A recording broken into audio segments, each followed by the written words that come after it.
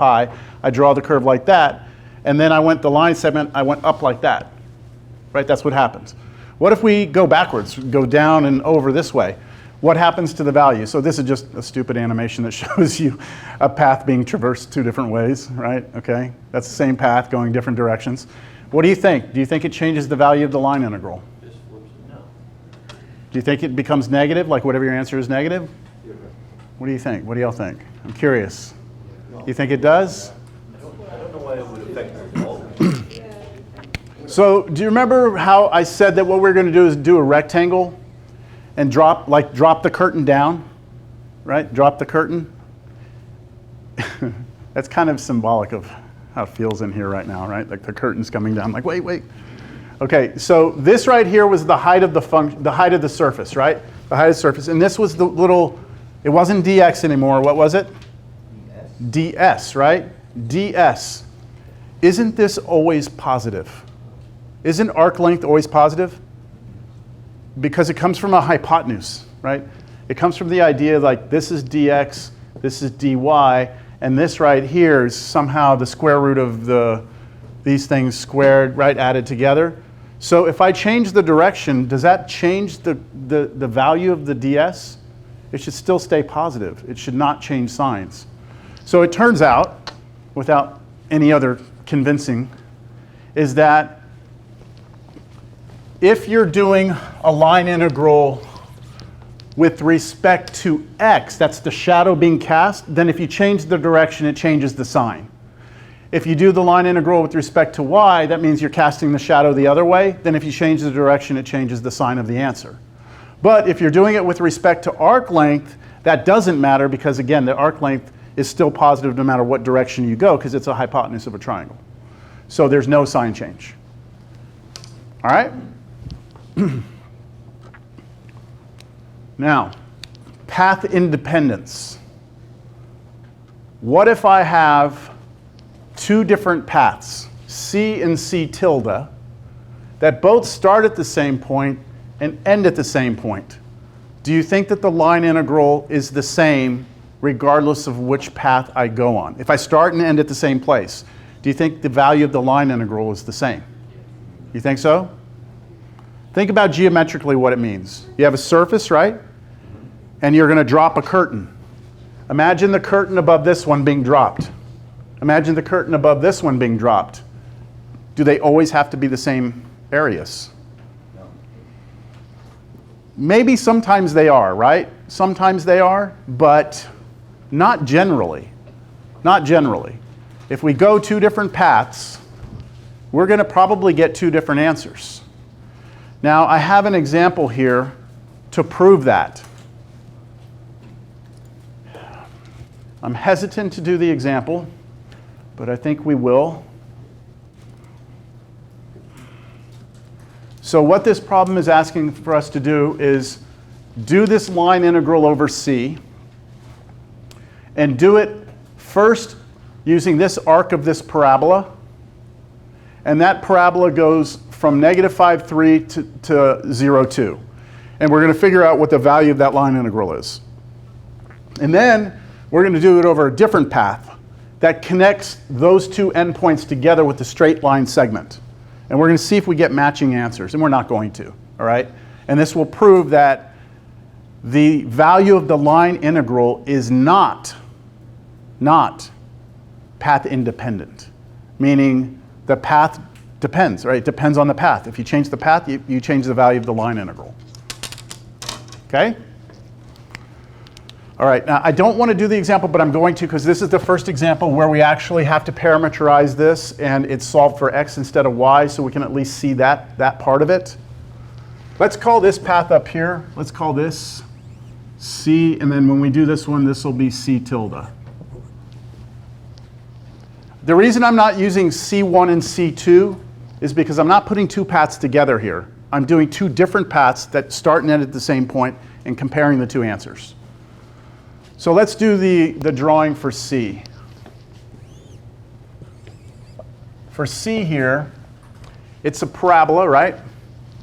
And let's see, this is a parabola, but it's a quadratic in y, so it should open like to the left or to the right. Which way?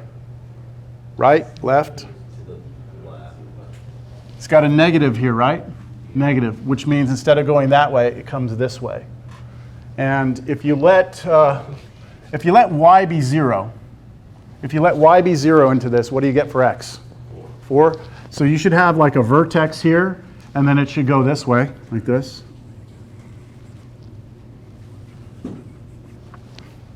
And there's some point on here, -5, -3, right here. And then there's another point on here, 0, 2. That's up here. 0, 2.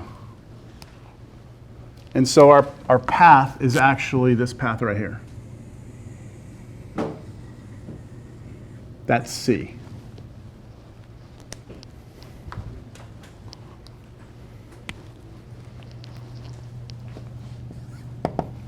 Let's do the parametric equations for C. So because this is solved for x, I'm going to go x of t, y of t. It's solved for x, so I let y of t be t, and I let x of t be what?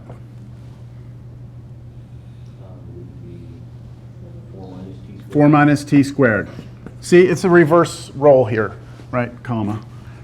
The y of t, the t stays, the y is replaced with t, right? And that, if you replace that y with t, then the x is 4 minus t squared. Am I going to need the derivatives of these? Oh, wait, hold on. I need to get restrictions on t. This one's a little tricky because it's not 0 to 1. T is controlling which variable? The y, right? So this way. Between here and here, what's your, oh, you know what? I'm missing a negative there. Sorry, apologize. That's a negative. Our y goes what? From -3 to +2. So we're going to go -3 to +2. We're not looking at the x values because x is not the independent variable, right? T is the independent variable here. In some respect, they both, the x and the y both depend on t, right? Derivatives. X prime t, -2t. Y prime t, 1.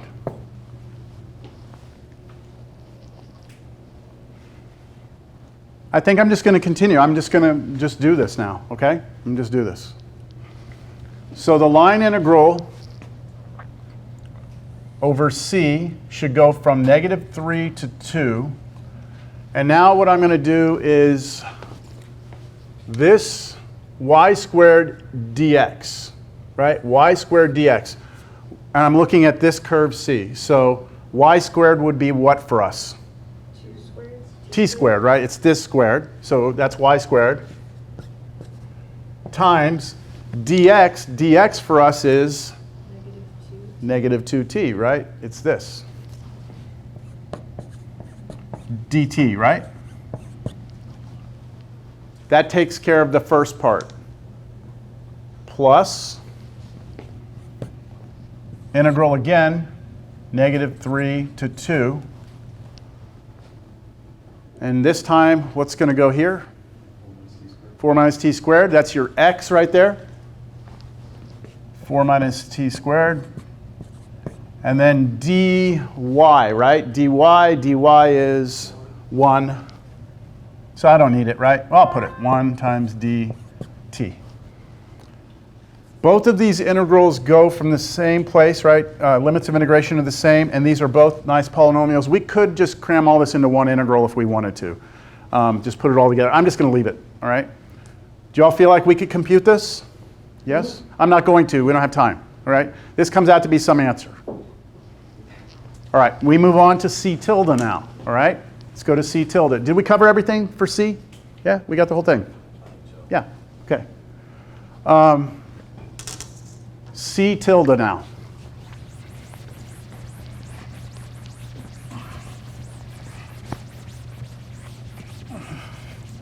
So for C tilde, what we have is the line segment that goes from the point -5, -3, up to the point 0, 2, right? Like this. That's your C tilde. And so the parametric for C tilde, I'm going to do a vector equation of a line again, right? Use the line segment thing that we've now done this the third time. R of t equals the starting point. I want to start here. Plus t times the direction vector is? Careful. You have to make sure you pick your direction. We're going from here to here, right? So 5.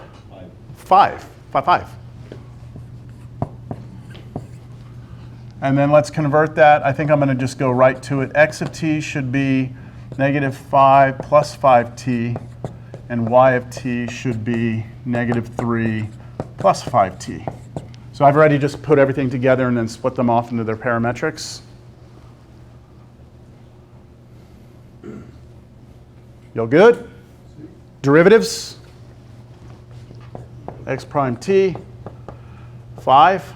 Y prime t, 5. Oh, I never put the restrictions. Sorry, my fault. But it's 0 to 1 because this method, you always have 0 or 1, right?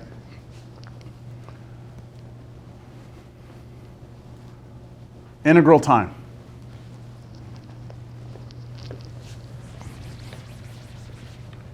All right, the integral, so I'm doing the integral right now over C tilde, right? That's what I'm really doing here, of y squared dx plus x dy, right? That's what I'm doing.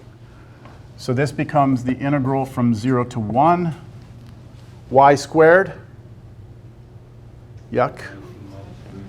Yeah, -3 plus 5t, that quantity squared, right? So that's your y squared. And then dx, but dx is just 5. dt, plus a new integral, 0 to 1. And now I'm doing x. X for us is -5 plus 5t. And then dy. dy for us is also 5. dt. Those, again, those are just polynomials and stuff, so we could grind that out. And without showing you the actual work, you trust me that they're two different answers? Yes? Okay. We could just go to Wolfram or something and just get those answered. We could prove that they're not the same. All right? So the conclusion here, in general, the line integral, or the value of the line integral, depends on the path, right? If we change the path, it's likely the integral will change. Now, there are some conditions which would make the value of the line integral independent of the path chosen, which we are going to address soon, all right? And it actually, yeah, it's going to be real nice, all right? But right now, the path matters, right? Okay, now we go to line integrals in space. So what we've done, the first part of this section, and there's kind of like 3 parts to this section. In the first part of this section, what we had was a curve on the ground, right? We had a surface up here. We dropped the curtain and we found the area, right? This curve lived in 2-dimensional space. This surface, function 2 variables, lives in R3, right? So you can look at the curve as being 2-dimensional. The surface is 3. So we drop our curtain. You can see it, right? You can see that curtain. We can visualize the curtain. But now what we're going to do is we're going to switch it. We're going to crank it up 1 dimension. Now our curve is in 3-dimensional space. So our curve is not on a flat sheet of paper. Our curve is now out here in space, right? And then the function we're plugging into is in a 4th dimension that we can't see. But we still are dropping a curtain, but it's a curtain that you can't see because it's not, again, it's 4-dimensional. It's from that other dimension back into the 3rd dimension. Now, on your take-home, right, on your take-home, I gave you a hint on one of the problems because I asked you for the mass of a wire, right? Something like that, and you have to look. So imagine, so to get some idea of what like how this ties into the real world or into like how to visualize this 4th dimension is, imagine you have a wire in 3-dimensional space, right? And now you know the density at each point. The density of the wire at each point. then if you sum up, if you do the density times the infinitesimal little area, we did this with centers of mass before, you can get the mass at each point, and then you add them all up. So that function that's in the other dimension is giving you the mass. And then the line integral adds up the mass along every point on the curve, and then you get the total mass of the wire that way. So even though we can't see the surface, we can't see this hypersurface in four-dimensional space, it has like actual meaning because it's just mass. Yeah? All right, so how do things change? Well, really not a lot changes, but some of our notation, is it already time? My gosh. Okay, so our notation is going to change slightly. You know how we've been taking this curve and we've been finding parametric equations, x of t, y of t? Seems natural that now we would have z of t, right? Some z function. Good? We are not going to use that notation anymore of the parametric equations. We are going to actually just use a vector form for that curve. So it's r of t, which is some vector function, which has an x component, y component, z component. This draws a curve in three-dimensional space. Go back and look at chapter 10. We talked about vector functions and drawing curves. So we're using a slightly different notation. And what it does is it changes the notation of the integral. Where before we had line integral over c, f of x, y, z with respect to arc length, this formula now changes. We still are plugging in the x of t, y of t, z of t, right, into the surface or into the hypersurface. This is still an arc length, which is the square root of the sum of the squares of each of the derivatives. That's all the same, right? Doesn't that notation look exactly the same, just adding the z in there, right? This is where we change things, the next line.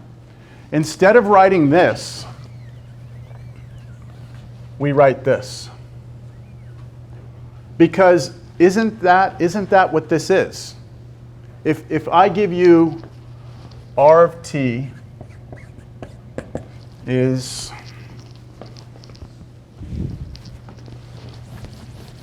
a three-dimensional vector, x of t, y of t, z of t, right? If I give you a vector curve, three-dimensional vector curve, and I ask you to take its derivative, you just take derivative of each component, right? Take derivative, and then you have a new vector function.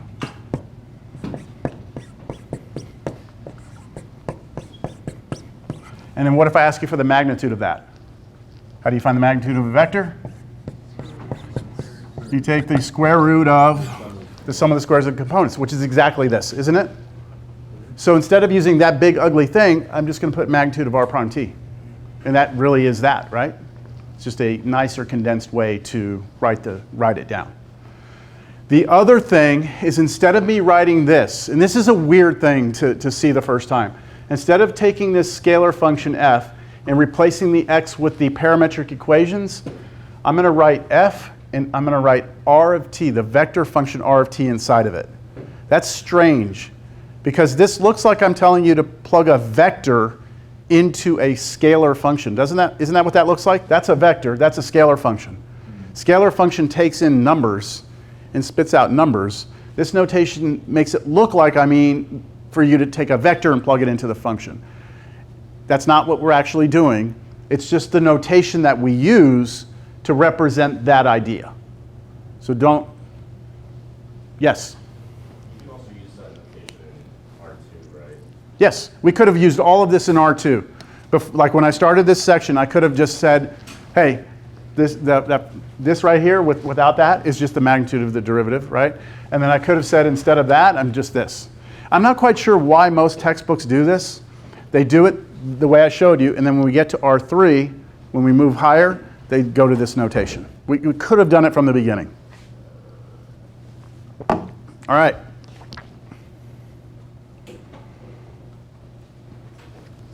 So as you might suspect, you know how with the line integral that we just did, we could cast the shadow onto the planes, and we had two new line integrals, the one with respect to x and the one with respect to y, right? With this now, we can do it the same way. We can cast shadows that you can't see in 3 different directions that you can't see, right? The first line integral over c with respect to x is exactly what you would expect. It's the function evaluated at the vector function times x prime t. So all, the y prime and z prime are killed off. And then we can do the same thing with respect to y and then with respect to z. So we have 3 of them instead of 2 of them. These will come up. All right, they're going to come up as we proceed through this. And again, we have a notation that we need to make sure we understand, that if you have these 3, that you can just put one integral and then put this, and it means the same thing. Are y'all feeling like the flood of information yet, or no? Yeah? Well, you got it in the notes. Go back and read the notes. All right.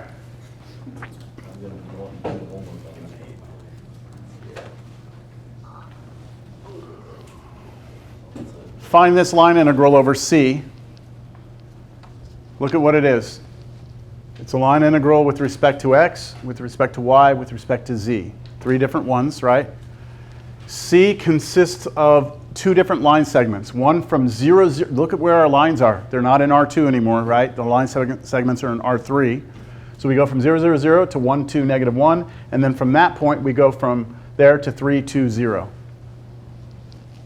So I'm going to break up C into 2 pieces, C1 and C2. Let's start with C1. All right, for C1, I'm wondering, that's going to be hard to draw, isn't it? I mean, it's hard to draw 2 points on 3-dimensional space on a flat sheet of paper. I could draw them anywhere, really, right? So for that, I think what I'm going to do is just see if we understand how to create the line segment without drawing any pictures. So this right here is going to be some function, some vector function r of t, right? I'm going to start at my initial point where I want to start, 0, 0, 0. And then I'm going to have plus t times the direction vector that goes from here to here, which should just be all of these x, y, and z's, subtract all these x, y, and z's. So we should just get 1, 2, negative 1. Do y'all understand and agree with that? Put everything together. T, 2t, negative t. This is gone. T distributes through. We just get that. So I'm no longer going to do parametrics now. I'm not going to do x of t, y of t, z of t. I'm not going to do that. We need to understand that this is x of t, y of t, z of t. Restriction on t. 0 to 1. 0 to 1. Also, to save time, I'm not going to write the derivatives of these down, right? Because I think we can differentiate those in our head when it comes time. Yeah. I will, let me do this. I will just remind you on this one example. This is x of t, this is y of t, this is z of t. So if we ever need x of t, y of t, or z of t, this is where they're going to come from. And if we need their derivatives, I'll just differentiate these. All right, that's C1. How about C2? Different line segment, right? Starting out at 1, 2, negative 1, plus t times now direction vector. I need to go from here to here. 2, 0, positive 1.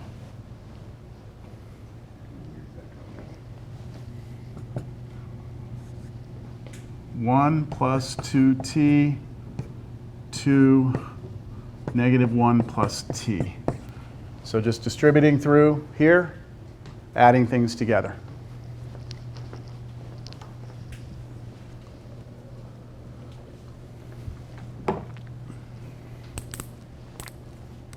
Zero to 1, there? All right. I'm ready to get the integral now. It's going to be 2 different integrals. First over C1, then over C2. So I'm going to have to put them together. All right. I think what I'll do is I'll move this up so I can move it, work in that space right there. Maybe not, maybe. Yeah, that's good enough. All right, here we go. I'm gonna do this. First let's go over C1 first. So over C1, it's integral from 0 to 1. And now I'm doing x squared, right? Which for us is t squared. dx for us is the derivative of that. 1, right? Derivative of t is going to be 1. So dx is 1, then dt, plus integral from 0 to 1. Now I'm doing this piece, y squared. Y squared is this thing squared, 4t squared, times dy. dy for us is 2, right? dt.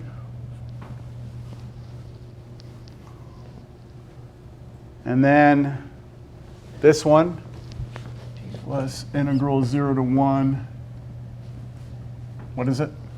It's the z, right? Negative t, but then square it, so t squared. And then dz, which would be, dz is what? Negative 1 dt. Good. There we go. Halfway there, right? That's only over C1. That's only, this right here is just over C1. Now I need to add to that. Now we're going over C2. C2 still is 0 to 1, but now we're using this instead of this one, right? Okay, I'm going to move a little faster here. So x squared would be 1 plus 2t, that's the x here, squared. dx, the derivative of that is 2 dt. Plus now integral 0 to 1. Now I'm doing y squared. There's my y squared. 4 times, drum roll, 0. Derivative of that 0. So this integral is actually going to vanish and go away. Plus integral 0 to 1. Now z squared, so that thing squared. Derivative of this, which is just 1, dt, dt. Oh, I did write dy. Yeah, mistake. dy. I did it again. It doesn't matter, it's 0, right? This one does matter. Okay, there we go. Whatever that is the value of that line integral.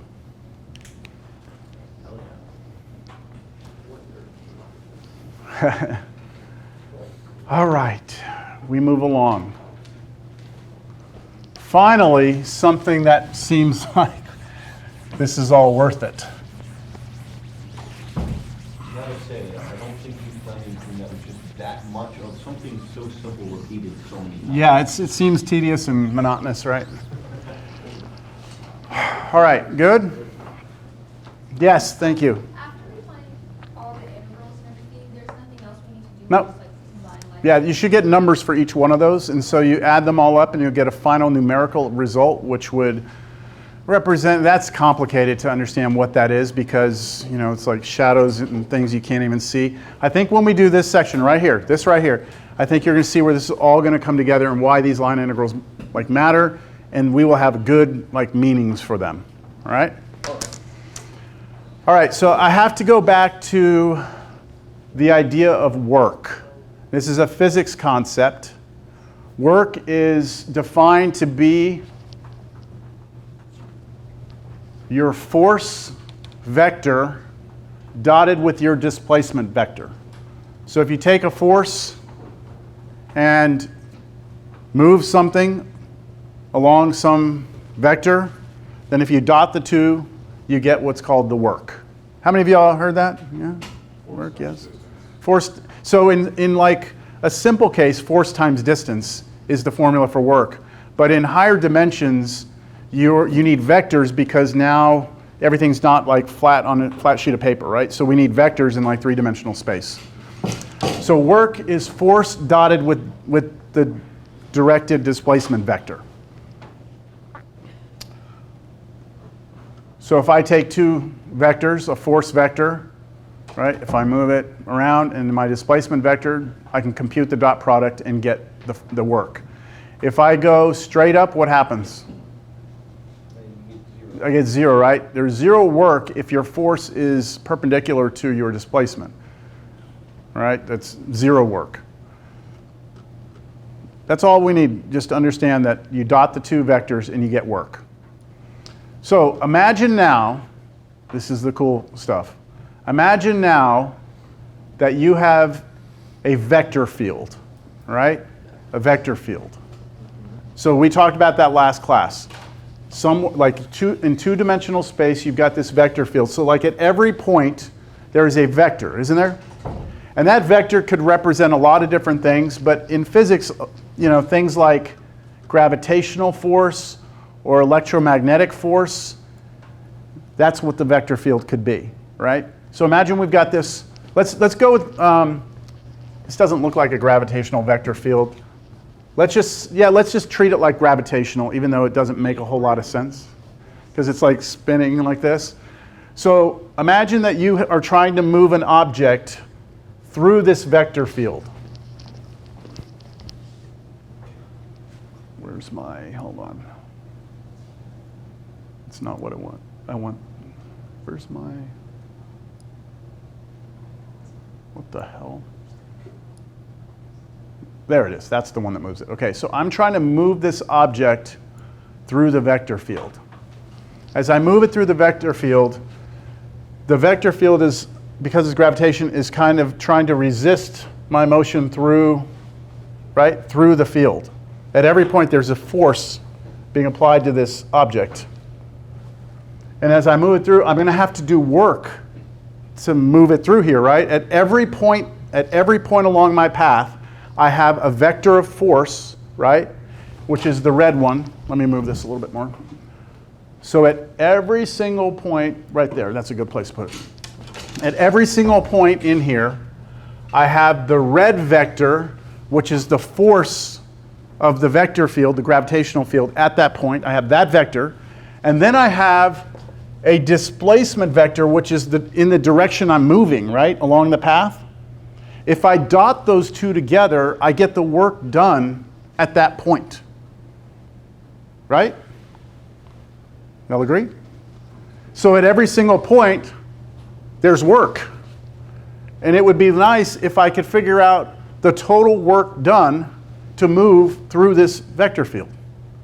So I have to take a sum, using an integral, I have to take a sum of the dot product of the force vector along with the displacement vector as I move through. Add them all up, right? That's the geometric idea. So this is me just saying we can see we can see that the work done at each point is F dotted with, okay, this I have not explained. So I want to explain what this is. Remember, work is force dotted with the displacement vector. Why am I using that for displacement vector? Well, if we zoom in, right? If we zoom in, let me get some of those out of there. Let me get the vector field out of here. So